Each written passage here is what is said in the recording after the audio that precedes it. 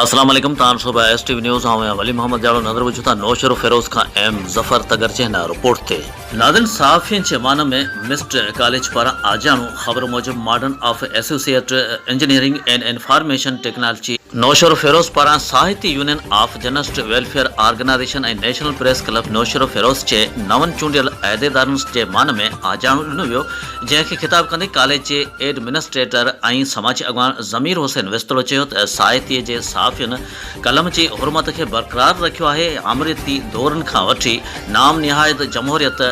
जंहिंमें अवाम जा हक़ गज़ब कया विया आहिनि उन्हनि ख़िलाफ़ कलम जो हक़ ऐं सचाई सां इस्तेमालु कयो आहे।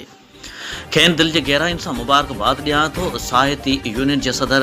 यूनुस राजपर चयो त असां सहाफ़त से गड शहरन से थियल वेदन खिलाफ़ आवाज़ उथारियो है। हींअर भी शहर जो गंदगी जी वर चढ़ियल है उन खिलाफ़ भरपूर ऐलान कंदे 2 फरवरी का एहतजाज करण जो